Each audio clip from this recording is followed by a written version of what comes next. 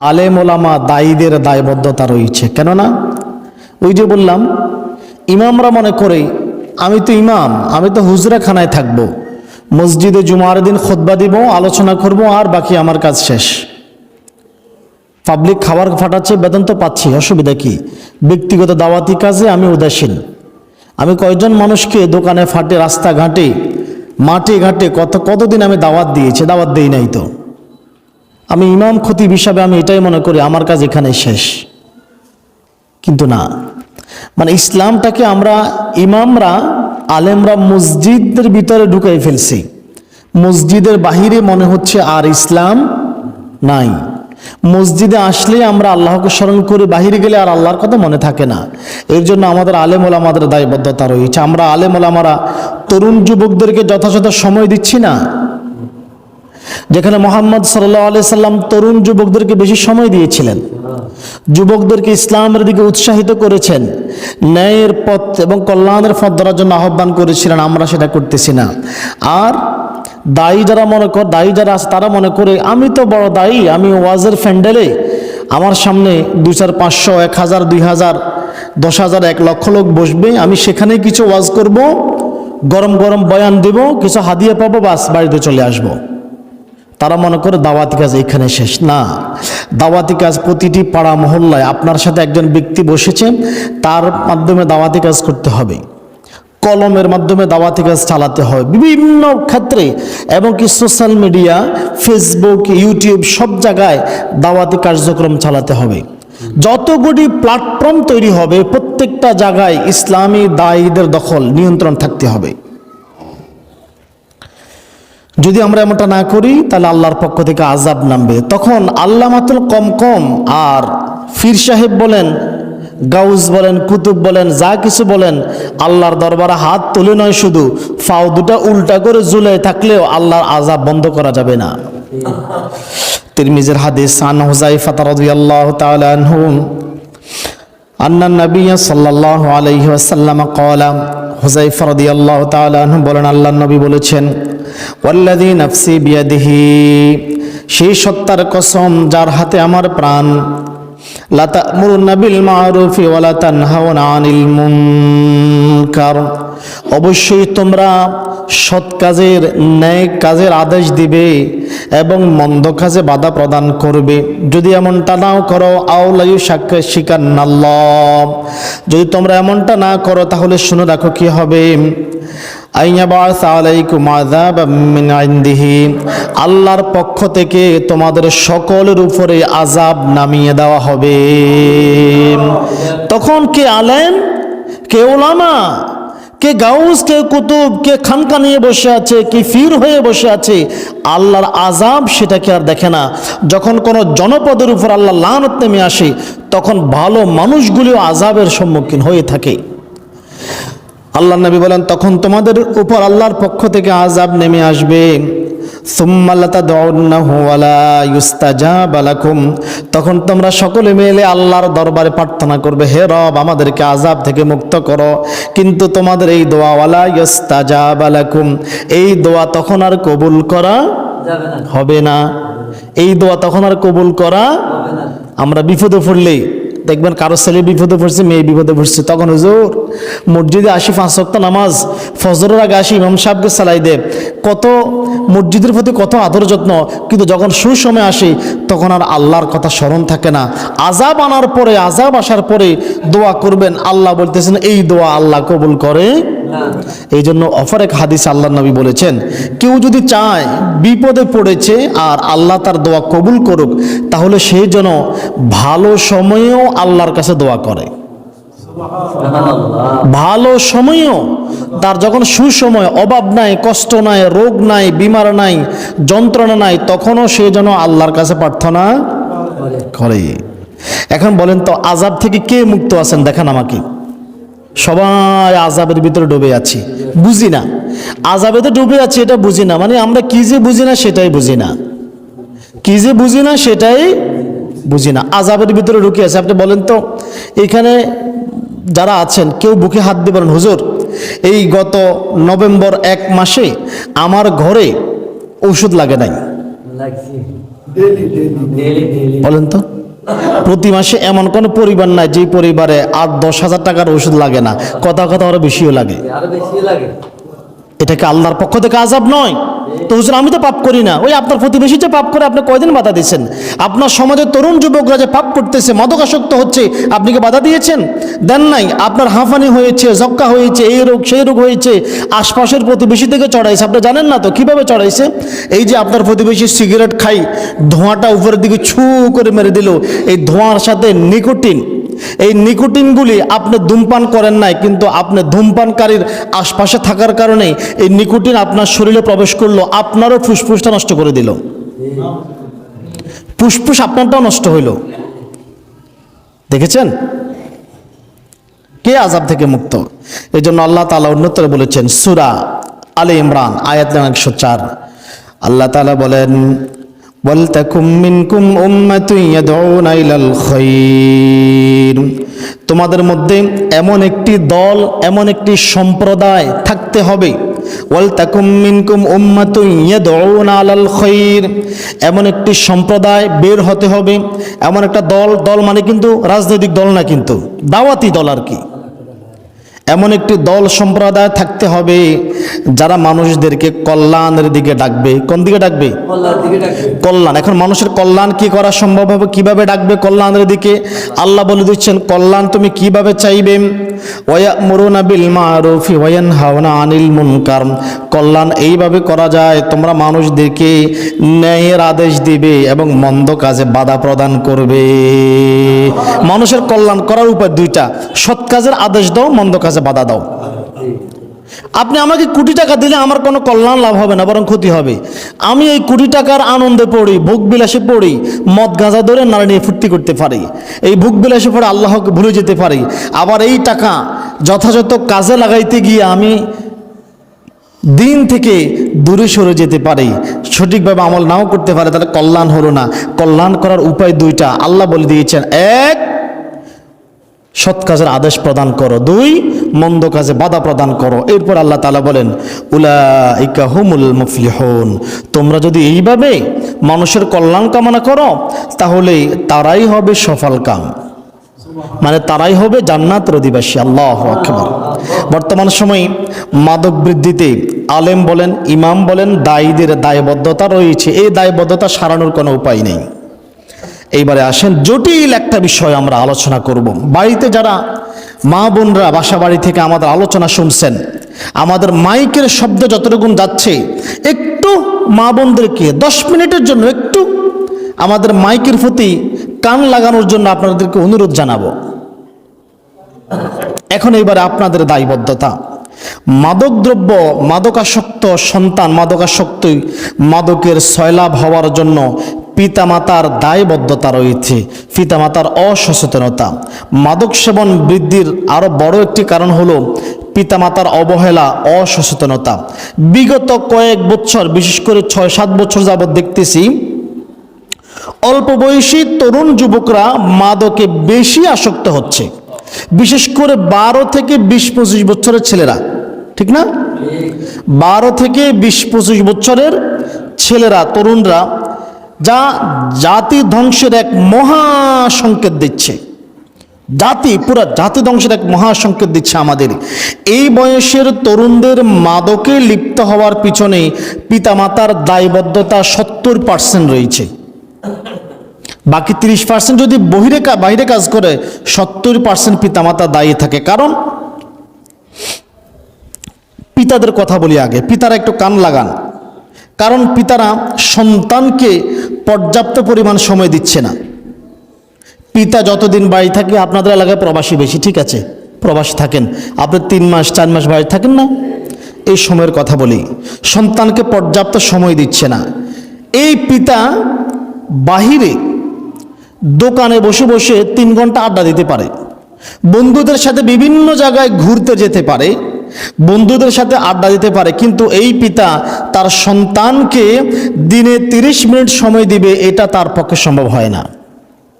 না হয়তো বুকে হাত দিয়ে একজন পিতা আমাকে বলেন যে হুজুর, আমি শুধু আমার সন্তানের জন্য আলাদা 30 মিনিট বের করেছি, সন্তানের জন্য একটা আছে আপনি বাড়িতে আছেন, কাজ করতেছেন, আপনার পাশে আপনার সন্তান আছে, এটা নয়। আপনার সন্তানকেই দেওয়ার জন্য আধা ঘন্টা সময় দিনে বের করেছেন, কোন পিতা আছে? অথচ মুহাম্মদ সাল্লাল্লাহু আলাইহি সাল্লাম বহু আগে বলেছেন, পিতারা সন্তানকে তোমরা সময় দাও। কারণটা কি জানেন? এর কারণটা হচ্ছে, পিতার সাথে যেই সন্তান বেশি সময় পায় সে মেধাবী হয়। আর বর্তমান গবেষণা এটাই বলে, বর্তমান আধুনিক বিজ্ঞানের গবেষণা এটাই বলে, যেই ছেলে সন্তান পিতার স্পর্শ বেশি পায় তারা বেশি মেধাবী হয়, তারা বেশি জ্ঞানী হয়। হয়তো লেখাপড়া কম পারে, কিন্তু বাস্তবতার জ্ঞান তাদের সবচেয়ে বেশি, তারা বুদ্ধিমান হয়, বুদ্ধিমান বালক হয়। এখন সন্তান কোনো প্রশ্ন করলেই পিতা যথাযথ উত্তর দেয় না, 2-4টা প্রশ্ন করলে তো বেশি কথা কস, ধমক দিয়ে থামাই দিচ্ছে না। কেন থামাই দিবেন? আপনার সন্তান প্রশ্নের মাধ্যমে তার ভিতরে জ্ঞানের বিকাশ হবে, প্রশ্ন করবে, আপনি যথাযথ উত্তর দিবেন, না পারলে সরাসরি বলে দিবেন যে আব্বু আমার এই ব্যাপারে কোনো ধারণা নাই, জানা নাই। তাহলে আপনার সন্তান বুঝবে আমার পিতা সব কিছু জানে না, সব জানানিওয়ালা কে? আল্লাহ। সন্তানের ভিতরে এটাও ঢুকবে যে সব কিছু আমার পিতা জানে না। আপনি যতটুকু জানেন যথাযথ উত্তর দিবেন, প্রয়োজনে সংক্ষেপ করে হলেও উত্তর দিবেন, ধমক দিবেন না। কয়েকদিন আপনার সন্তানের সব প্রশ্নের জবাব দিয়েছেন, সন্তানের সাথে কয়েকদিন একটু গল্প করেছেন? গল্প করেন? কেউ গল্প করে না। সন্তানকে সাথে নিয়ে কোনোদিন শত্রু মিত্র চিনাইছেন? কোনোদিন চিনাইছেন বাবা এই যে শয়তান ইবলিস আমাদের সৃষ্টিগত শত্রু? সৃষ্টিগত শত্রু না, মানুষের সৃষ্টিগত শত্রু শয়তান। চিনেছেন কখন? এই শয়তান এই কাজ করে, এই কাজের মাধ্যমে আমাদেরকে ধোকা দেয়। কোনোদিন কি চিনেছেন বাবা এই লোকটা আমাদের পারিবারিক শত্রু, তোমার দাদা বড় বাপের আমল থেকে আমাদের সাথে শত্রুতা করে আসতেছে, খবরদার তার ফাঁদে ফা দিও না? কোনোদিন কি শিখেছেন আব্বু এই লোকটা আমাদের মিত্র, আমাদের বন্ধু, পারিবারিক বন্ধু, একেবারে ঐতিহ্যগতভাবে তোমার বড় বাপ তোমার দাদার আমল থেকে তারা আমাদের আত্মীয়, তাদের সাথে ভালো সম্পর্ক করবে, তাদেরকে বিশ্বাস করা যায়? কোনোদিন চিনেছেন? চিনার নয়। আপনার সন্তান ভবিষ্যতে পদে পদে বিপদে পড়বে। সন্তানকে সাথে নিয়ে শত্রু মিত্র আমরা চিনাচ্ছি না, সন্তান কার সাথে বন্ধুত্ব করেছে তার খবর নিচ্ছি না। খবর আছে আমাদের? সন্তান কখন কোথায় কার সাথে কি করছে তারও খবর নিচ্ছে না। কে সন্তানের বন্ধু হচ্ছে এটা পিতামাতার কোনো খবর নেই। অথচ সন্তানকে পিতামাতাই বন্ধু নির্বাচন করে দিতে হবে, কে তোমার বন্ধু হবে। ওই যে শত্রুমিত্র চিনাইবেন, চিনাই দিতে হবে আব্বু পাড়ার ওই অমুক ছেলেটা এই অপরাধে জড়িত, খবরদার তুমি তার সাথে মিশবা না। আপনাকে সতর্ক করে দিতে হবে। সে যে কাজগুলি করে এগুলো নিকৃষ্ট ঘৃণিত কাজ, বুঝাই দিতে হবে, তাহলে সন্তান বুঝবে সন্তান কখন কি করতেছে খবর নিচ্ছি আমরা। আপনার সন্তান মাগরিবের নামাজ পড়ার জন্য মসজিদে এসেছে, বাড়ি থেকে মসজিদে আসি নামাজ পড়ে আবার বাড়ি ফিরে যেতে তার সময় লাগবে আধা ঘন্টা। সন্তান যদি 50 মিনিট বাইরে থাকে 20 মিনিটের তদারকি করতে হবে। তুমি 20 মিনিট কথাই ছেলে, কার সাথে আড্ডা দিয়েছ, কোন কাজে ব্যয় করেছো, 20 মিনিটের হিসাব নিতে হবে। অথচ আমাদের সন্তান রাত্রে 10টা 11টা, কি কাজ আপনার সন্তানের রাত্রে 10টা 11টা পর্যন্ত দোকানে ফাটে রাস্তায় ঘরের বাইরে? কি কাজ? সে কি কোনো অফিসের ম্যানেজার? কি কাজ করেছে আপনার সন্তান এত রাত্রি পর্যন্ত? খবর নিয়েছেন? খবর নেন নাই। বলতে হুজুর এখন তো কথা শোনে না। তো এখন বড় হয়ে গেছে, এখন কথা শুনবে কি? কারণ আপনি কারণ পৃথিবীর কোনো জায়গায় কোনো স্থান খালি থাকে না। আপনি যখন আপনার সন্তানকে আদর করেন নাই, কাছে রাখেন নাই, না রাখতে রাখতে রাখতে রাখতে একটা সময় সন্তান তারা বন্ধু হিসাবে, আপনজন হিসাবে কিছু খারাপ লোককে একটা সময় বেছে নেয়। তখন আপনি চাইলেও তাদের কাছ থেকে সরাই আনতে পারবেন না, কারণ তার মনের ভিতরে প্রবেশ করে ফেলছে আমার পিতা আমাকে সময় দিচ্ছে না, আমার পিতা আমাকে সময় দিচ্ছে না। এই সন্তান এই অসৎ বন্ধুদের সাথে মিশে বিপদগামী হচ্ছে, মাদকের মতো ভয়ঙ্কর বস্তু তো সেবনে একটা সময় জড়িয়ে যাচ্ছে, বিশেষত অসৎ সঙ্গে জড়িয়ে। যে কথা আল্লাহ নবী সাল্লাল্লাহু আলাইহি সাল্লাম বহু আগে বলেছেন। আন আবি হুরায়রা রাদিয়াল্লাহু তাআলা আনহু قال قال رسول الله সাল্লাল্লাহু আলাইহি ওয়াসাল্লাম, রাসূল সাল্লাল্লাহু আলাইহি ওয়াসাল্লাম বলেছেন, দেখেন বন্ধু কিভাবে বন্ধুকে খারাপ বানায়, বন্ধু কিভাবে বন্ধুকে ভালো বানায়। হাদিস একেবারে কিভাবে বানায়, জ্বলন্ত প্রমাণ। আল্লাহ নবী বলতেছেন, আর রিজালু আলা দীনি খলিলিহি, মানুষ তার বন্ধুর চিন্তা চেতনা ধ্যান ধারণার অনুসারী হয়ে থাকে। বন্ধুর সাথে যখন চলাফেরা করে চলতে চলতে যদি বন্ধু যদি ভালো হয়, নামাজি হয়, তার সাথে চলতে চলতে একটা বেনামাজিও নামাজি হয়ে যায়। আর বন্ধু যদি খারাপ হয়, মাদকাসক্ত হয়, সিগারেট খোর হয়, নারী উৎপীড়ক হয়, চোর হয়, তার সাথে চলতে চলতে চলতে এই বন্ধুর ভিতরে ওই সেই ধ্যান ধারণা চিন্তা চেতনা ঢুকে যাবে। এটা এত আহামরি কোনো অপরাধ নয়, সে এটাই মনে করবে। এরপরে আল্লাহর নবী বলেন ফালয়ানজুর আহাদুকুম মান ইউখালিলু, সুতরাং তোমাদের সকলেরই খেয়াল রাখা উচিত সে কার সাথে বন্ধুত্ব স্থাপন করছে। কে তোমার বন্ধু হচ্ছে আগে খেয়াল করো, স্মরণ রাখো, তার দ্বারা তোমার কি উপকার হবে কি ক্ষতি হবে। এখন আমাদের ছোট ছোট বালকরা, বিশেষ করে 12 থেকে 20 বছরের বালকরা বোঝে না কে তার ক্ষতি করবে কে তার উপকার করবে। এখন এই যে 12 বছর থেকে 20 বছরের ছেলেদেরকে বন্ধু নির্বাচন করে দেওয়ার দায়িত্ব কার? কথা বলেন, কার? পিতামাতার। পিতামাতাকে বাছাই করে দিতে হবে। মনে রাখুন একটা কথা, আজকে মনে রাখবেন, সন্তান হচ্ছে পিতার গোপন রহস্য। সন্তান হচ্ছে পিতার গোপন রহস্য। আপনার সাজানো বাড়ি, আপনার সাজানো পৃথিবী, আপনার কল্পনা করা পৃথিবী, আপনার দেওয়া জায়গা জমিন, এইগুলিতে আপনার পরে আপনার হয়ে আপনি সেই সেলিম, আপনি সেই শফিকুর রহমান, আপনি সেই আব্দুল কাদের হয়ে আপনার সন্তান বসবাস করবে। আদম আলাইহিস সালাম এই পৃথিবীর সর্বপ্রথম মানব ছিলেন না? আমরা এখন কি আমাদেরকে কি বলা হয়? বনি আদম। আমরাও কিন্তু আদম। আমরাও কি? আমরাও আদম না? আদমের সন্তান হিসাবে আমরাও আদম। আপনার সাজানো বাড়িতে, আপনার সাজানো পৃথিবীতে জগৎটাকে আপনার পরবর্তীতে আপনার সন্তান থাকবে, তাহলে তা সে কতটুকু আদর্শবান হওয়ার দরকার। আর পিতার গোপন রহস্য অর্থাৎ পিতার চিন্তা চেতনা আদর্শ সব সন্তানের ভিতরে ফুটে ওঠে। এখন আপনার আদর্শ একরকম, সন্তান আরেক রকম। কেন? ওই যে আপনি সন্তানকে যথাযথ সময় দেন নাই, সঠিক পথ দেখাইতে পারেন নাই। প্রতিটি পিতামাতাকে তার সন্তানের ব্যাপারে গোয়েন্দা হতে হবে, সিআইডি, বুঝেন তো?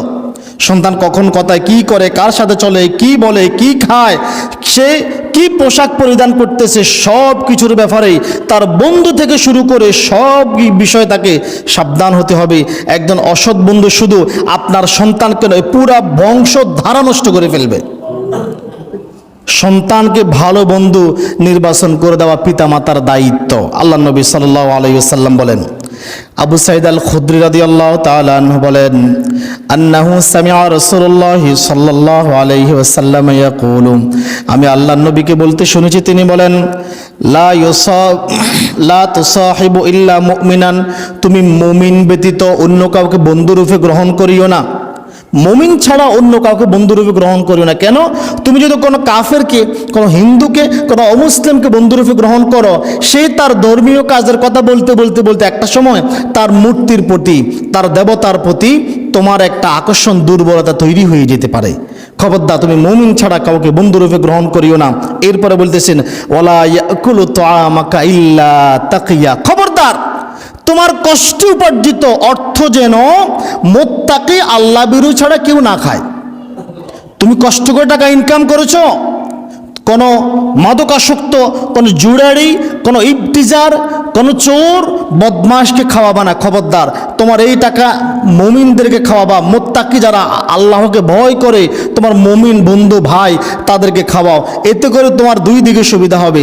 কষ্টের ইনকামটা যথাযথ কাজে লাগলো, যথাযথ কাজে লাগলো, গুল্লাই গেল না, জলে ফেলে দিলেন হলো না। আপনি প্রবাসী ভাই মাসে মাসে টাকা ইনকাম করে দেন, আপনার সন্তান প্রতি মানে প্রত্যেক মাসে 10,000 টাকা এক মাসে ব্যয় করে, আপনি কি খবর নিয়েছেন আপনার সন্তান কোন কোন কাজে ব্যয় করে এই অর্থ? খবর নেন নাই। আপনার সন্তান আপনার টাকাগুলো জলে ঢেলে দিচ্ছে। শুধু জলে নয়, আমি মনে করি না, আগুনে ঢেলে দিচ্ছে। আগুনে, কথায় আগুনে। এই আগুন আপনার জন্য হাঁফড় দিয়ে আগুনের কুণ্ডুলি তৈরি করা হচ্ছে। কেন? আপনি মরার পর সেখানে আপনাকে নিক্ষেপ করা হবে। খবরদার, আপনার কষ্ট উপার্জিত অর্থ যে কাউকে খাওয়াবেন না, যে কাউকে খাওয়াবেন না। এমন কাউকে খাওয়ান যাকে খাওয়াইলে যে খাইয়া 2 রাকাত নফল নামাজ পড়বো, যে খাওয়ার পর আলহামদুলিল্লাহ বলবো, যে খাওয়ার পর এই কথা বলতো খানাটা ভালো হয়েছে রে, ফাটিটা মজার মতো হয়েছে, এই কথা না বলে যে বলবে আলহামদুলিল্লাহ, যে আপনার জন্য দোয়া করবে, আল্লাহুম্মা আত'ইমনা তাইমান ওয়াসকিমান সাকানি, যে দোয়া করবে, হে আল্লাহ, যে আমাকে খাওয়াইলো তুমি তাকে খাওয়াও, যে আমাকে পান করাইলো তুমি তাকে পান করাও। প্রতিটি পিতাকে লোকমান হাকিমের ন্যায় তার সন্তানদেরকে দিক নির্দেশনা দিতে হবে। এই জন্য সূরা লোকমান, একটা সূরা আছে না, সূরা লোকমান আছে না, সূরা লোকমানটা পড়ে নেবেন। একজন পিতাকে তার সন্তানকে কি কি উপদেশ দেওয়া উচিত, সূরা লোকমান পড়লে জানতে পারবেন। এইগুলো পড়ে নিজের সন্তানকে এভাবে উপদেশ দিবেন। আর আমাদের মায়েরা তো এখন মাশাআল্লাহ আধুনিক মা, মডার্ন মাদার। রাগ করেন আমার? মডার্ন মম, সন্তানকে খাওয়াইতে মোবাইল লাগবে, মোবাইল, সন্তান কান্নাকাটি করতেছে, সন্তানকে সময় দিবে না, মোবাইল ধরাই দিবে, দিচ্ছে না, অথবা টাকা ধরাই দিবে, যাও বাইরে যাও। মায়ের সামনেই সন্তান, আপনার ছেলে টাকনুর নিচে ফ্যান পরে আছে, আপনি মা হিসাবে তার প্রতিবাদ করেন নাই, ছেলের ফ্যানটা কেটে ছোট করে দিতে পারেন না, আপনি মা নয়। শোনেন, পাগলি দেখেছেন? আপনাদের এলাকাতে স্টেশন নাই, লাকসাম স্টেশন আছে, স্টেশনে বহু পাগলি দেখেছি, পাগলিও বাচ্চা জন্ম দেয়, পাগলিও বাচ্চা জন্ম দেয়, কিন্তু সন্তানকে নিয়ন্ত্রণ করতে পারে না। কুকুরও বাচ্চা জন্ম দেয়, কিন্তু কুকুর তার বাচ্চাকে নিয়ন্ত্রণ করতে পারে না। আপনি মা, আপনার সামনে আপনার সন্তান টাকনুর নিচে ফ্যান পড়েছে, মানে আপনি সন্তানকে বলতেছেন, বাহ বাহ সন্তান, যা তুই জাহান্নামে উড়ে যা, আমি তোর সাথে আছি। আল্লাহ নবী বলেছেন, টাকনুর নিচে লুঙ্গি পায়জামা ফ্যানের যে অংশ নামবে এটাই জাহান্নামে যাবে। অর্থাৎ আপনার সন্তান জাহান্নামের কাজ করতেছে, আপনি খুশি। আপনার সন্তান ঘরে বসে বসে আপনার সামনে গান শুনতেছে, হেডফোন লাগায়, জোরে ডেকসেট বাজায়, আপনি মা হিসেবে খুশি। সন্তান জাহান্নামে যাক, আমি খুশি। ওয়াহ, এই না আধুনিক মা, মডার্ন মাদার। হায় হায়, কি হবে? মায়েরা আজকে বাস্তব কথা বলি, মায়েরা কিন্তু ছেলে সন্তানের অনেক অপরাধ দেখে, কিন্তু লুকায় বাঁচানোর জন্য। পিতা যদি শাসন করে, আপনি বুঝতেছেন না মা, আজকে আপনার সন্তানকে যে আপনি বাঁচিয়ে নিচ্ছেন, এই সন্তান কালকে আরো বড় অপরাধ করবে, তখন আপনি তাকে ঠেকাতে পারবেন না। এই সন্তান আজকে কারো গাছের ডাব চুরি করলো, কারো সুপারি চুরি করলো, কারো 10 টাকা চুরি করলো, আপনি কিছুই বললেন না। আগামী দিন আপনি যখন টাকার বেশি প্রয়োজন হবে, আপনি মায়ের গলার চেন নিয়ে, আপনার কানের গয়না নিয়ে বিক্রি করে দিবেন। কথা কি বোঝেন নাই? কারণ সন্তানকে তো আপনি সুযোগ দিচ্ছেন। খবরদার মায়েরা, আপনাদের কাছে এই সন্তান কিন্তু আল্লাহর পক্ষ থেকে আমানত। আপনি যদি এই সন্তানকে এখন থেকে নিয়ন্ত্রণ না করতে পারেন, তাহলে এই সন্তান একটা সময় দেখবেন মাদকের সাথে জড়িয়ে যাবে, জুয়া খেলবে, নারী উৎপীড়কে পরিণত হবে। এই মায়েরাই তো এই সুযোগগুলি করে দিচ্ছেন। খবরদার মায়েরা, আমাদের পিতা মাতাদেরকে আরো সচেতন হতে হবে, কারণ সন্তান আমাদের নিকট আল্লাহর দেওয়া আমানত। আল্লাহর দেওয়া কি? আমানত। এবং এই পরবর্তী সময়ের আমার সন্তান মানে কি আমি না? এই আপনার কষ্ট করে 1 কোটি টাকা দিয়ে নির্মাণ করা বাড়িতে কে থাকবে? কার জন্য নির্মাণ করেছেন? আপনি কি আপনার এই বাড়িতে আজীবন থাকবেন? তা আপনার এই বাড়িতে, এই ঘরে আপনার কষ্ট করে নিজের শরীরকে না দিয়ে যে টাকা দিয়ে জায়গাটা ইনকাম করেছিলেন, আপনারও তো একটু আনন্দ ফুর্তি করতে মন চায় না? তো এই টাকা রেখে রেখে সন্তানের জন্য সম্পদ অর্জন করেছেন। আপনার এই সম্পত্তিতে কে উত্তরাধিকারী হবে, সে কেমন হওয়া উচিত? পিতামাতাকে সন্তানের জন্য এই সচেতন হওয়ার সাথে সাথে দোয়াও করতে হবে, যেমনি করে ইব্রাহিম আলাইহিস সালাম দোয়া করেছেন, রব্বি হাবলি মিনাস সালিহিন, হে আমার প্রতিপালক, আপনার পক্ষ থেকে আমাকে নেক সন্তান, সুসন্তান দান করেন। করদিন কি সন্তানের জন্য দোয়া করছেন? আমার লাগে তো দোয়া করে না, দেখছো তো এত আব্বা মরি গেছে, দোয়া কেমনে করতে? আপনি করদিন দোয়া করছেন? শুধু দোয়া করেন রব্বির হামহুমা কামা রাব্বায়ানি সগীরা। পিতামাতার জন্য দোয়া, সন্তানের জন্য কয়দিন দোয়া করছেন? সন্তানের জন্য কয়দিন দোয়া করছেন? আগে সন্তানের জন্য দোয়া করেন, রব্বি হাবলি মিনাস সালিহিন। ইব্রাহিম আলাইহিস সালামের মতো, হে আমার প্রতিপালক, আমাকে আপনার পক্ষ থেকে সুসন্তান, নেক সন্তান দান করেন। আপনি দোয়া করেন, রব্বানা হাবলানা মিনাজ জওয়াজিনা ওয়া যুররিয়াতিনা কুররাতা আয়ুনি ওয়াজআলনা লিল মুত্তাকিনা ইমামা। হে আমাদের প্রতিপালক, আপনি আমাদের স্ত্রীদের এবং সন্তানদের মাধ্যমে চক্ষু শীতলকারী বংশধারা দান করেন, চক্ষু শীতলকারী বংশধারা দান করেন, এবং ওয়াজআলনা লিল মুত্তাকিনা ইমামা, এবং আমাদেরকে আল্লাহ ভীরু মুত্তাকিদের নেতা বানান। কয়দিন দোয়া করছেন? ওমর রাদিয়াল্লাহু তাআলা আনহু বলতেন, আল্লাহুম্মা জাআলনা মিন আইম্মাতিল মুত্তাকিন, হে আল্লাহ, তুমি আমাদেরকে মুত্তাকিদের নেতাদের অন্তর্ভুক্ত করো। জাকারিয়া আলাইহিস সালাম দোয়া করেছিলেন, জাকারিয়া আলাইহিস সালাম, রব্বি হাবলি মিন লাদুনকা যুররিয়াতান তাইয়্যিবাতান ইন্নাকা সামিউদ দুআ। হে আমার প্রতিপালক, আপনি আমাকে আপনার পক্ষ থেকে একটি পবিত্র চরিত্রবান সন্তান দান করেন। সন্তান শুধু চাইলেই হবে না, আপনি যদি এইভাবে দোয়া করেন হয়তোবা আল্লাহ আপনার নষ্ট হয়ে যাওয়া সন্তানকেও আপনার কলিজায়, আপনার বুকে আল্লাহর দিকে আবার ফেরত দিতে পারে। দেখেন, মাদকাসক্ত বিপদগামী সন্তান পিতামাতার উপর কর্তৃত্ব চালাতে চায়, এটা আমরা সচরাচর দেখি না। সন্তান পিতামাতাকে মনে হয় যেন আদেশ দিচ্ছে, অথচ নবী সাল্লাল্লাহু আলাইহি সাল্লাম দোয়া করতেন, আল্লাহ আমাকে এমন অবস্থা থেকে দূরে রাখো। তাবারানের হাদিস, আল্লাহ নবী দোয়া করতেন, আল্লাহুম্মা ইন্নী আউযু বিকা মিন জারিস সু। হে আল্লাহ, আপনার কাছে ফরিয়াদ জানাই, আশ্রয় প্রার্থনা করি মন্দ প্রতিবেশী থেকে। কি থেকে? এমন প্রতিবেশী দিও না যে আমার ক্ষতি অনিষ্ট সাধন করে, মন্দ প্রতিবেশী থেকে। ওয়াজাউদিন তুসাইবনি ক্বাবলাল মাসিবি, এমন স্ত্রী থেকে যে আমাকে বৃদ্ধ হওয়ার আগে বৃদ্ধ বানাই ছাড়বে। কি কথা বললো হুজুর? এমন স্ত্রী থেকে আশ্রয় প্রার্থনা করে যে আমি বৃদ্ধ হওয়ার আগেই আমাকে বৃদ্ধ বানায় ছাড়বে। অর্থাৎ এমন স্ত্রী, এমন ভেজাল করেন না স্ত্রী যে আপনাকে সারাদিন উঠতে বসতে খাইতে রাতে সকালে এত বেশি প্যারা দিবে, এত বেশি টেনশনে থাকবে, আপনার বয়স 40 হওয়ার আগে আপনি বুড়ো হয়ে যাবেন। আমি বাড়দিকে পৌঁছার আগে আমাকে বাড়দিকে পৌঁছাই দিবে, এমন স্ত্রী থেকে হেফাজত করো। দেখুন, একজন নবী দোয়া করেছেন, নবী বিশ্বজাহানের সৃষ্টিকুলের শ্রেষ্ঠ মানব যিনি, তিনি দোয়া করেছেন, আল্লাহ এমন স্ত্রী থেকে বিরত রাখো, আমাকে রক্ষা করো যে আমি বুড়া হওয়ার আগে আমাকে বুড়া বানানো ছাড়বে। বোঝেন তো, ঘরের স্ত্রীটা খারাপ হইলে অবস্থাটা কি? অশান্তির মতো অশান্তি, এর চাইতে বড় অশান্তি আর আছে? এটা বলতে না, এটা প্রতিটা পুরুষ বোঝে। এরপরে আল্লাহ নবী দোয়া করতেন, ওয়ামিন ওয়ালাদি ইয়াকুনু আলা রিবান, হায় আল্লাহ এমন সন্তান থেকে তোমার কাছে আশ্রয় প্রার্থনা করি যেই সন্তান আমার উপর কর্তৃত্ব চালাবে, যেই সন্তান আমার প্রভু হতে চাইবে, মালিক হতে চাইবে, আমাকে আদেশ দিবে, এমন সন্তান থেকে তোমার কাছে আশ্রয় প্রার্থনা করি। ওয়ামিন মালিন ইয়াকুনু আলা আযাবান, এবং এমন সম্পদ থেকে আশ্রয় প্রার্থনা করি যেই সম্পদ আমার আযাবের কারণ হতে পারে। দোয়া করেছেন কখনো এইভাবে? দোয়া করেন, দেখবেন আল্লাহ তাআলা আপনাকে সুসন্তান, নষ্ট হয়ে যাওয়া সন্তানও আপনার কোলে আবার ফেরত দিতে পারে।